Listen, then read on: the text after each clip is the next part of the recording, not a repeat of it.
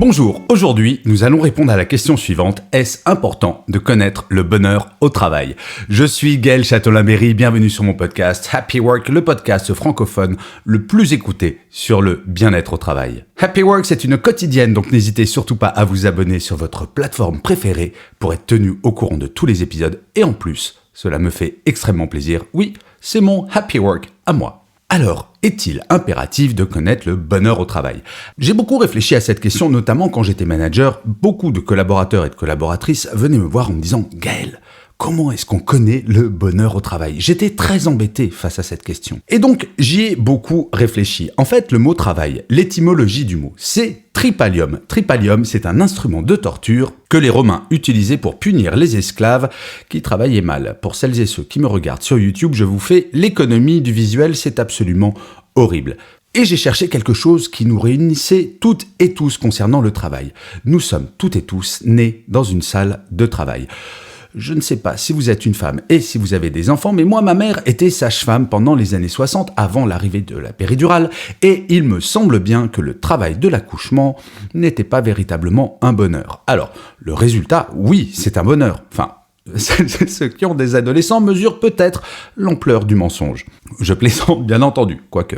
Mais les Grecs, eux, ont réfléchi à cela, avant notre ère, et ils se disaient, mais l'accouchement, c'est quelque chose qui est fondamental pour l'humanité. Oui, les Grecs savaient réfléchir et ils se sont dit, ce travail-là n'a pas le droit d'être douloureux. Nous n'avons pas le droit de connaître la douleur pendant le travail de l'accouchement.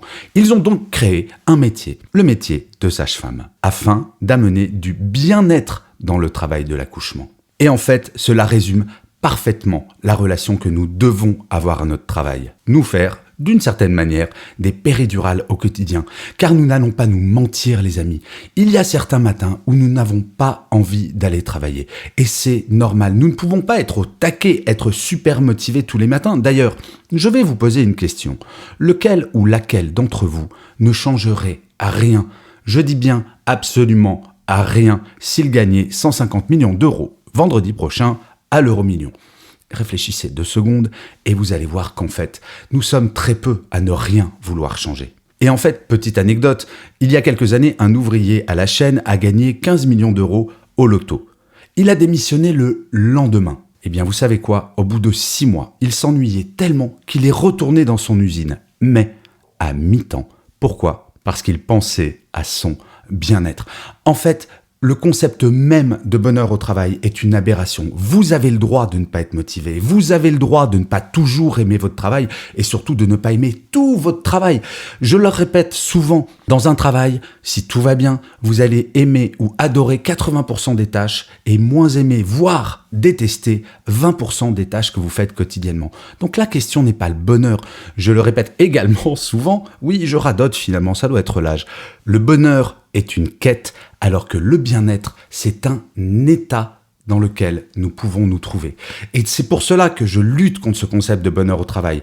Car si vous cherchez le bonheur au travail, vous allez être en permanence frustré. Vous allez vous dire « Ah, j'ai obtenu ça, mais il faudrait peut-être que je change aussi ça, et puis ça. » Le bonheur, regardez dans votre vie personnelle. Nous pouvons avoir des phases de bonheur, bien entendu, mais ce n'est pas un état permanent. Le bien-être, lui, peut être un état permanent.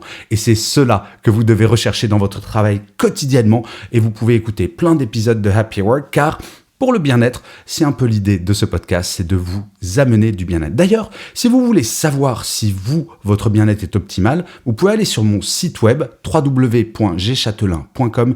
Il y a plein de tests qui vont vous permettre d'évaluer votre niveau de bien-être. Bien entendu, tous ces tests sont totalement gratuits. Je vous remercie 1000 fois d'avoir écouté cet épisode de Happy Work. Je vous dis rendez-vous à demain, puisque je vous le rappelle, Happy Work est une quotidienne. Surtout, n'hésitez pas à vous abonner, à partager, à parler de Happy Work autour de vous, à mettre des étoiles, des pouces levés si vous êtes sur YouTube, à commenter. C'est mon Happy Work à moi, comme je le disais en introduction. Ça me fait très plaisir et surtout, cela fera en sorte que Happy Work dure encore très longtemps. Je vous dis donc à demain et d'ici là, plus que jamais, prenez soin de vous. Salut les amis.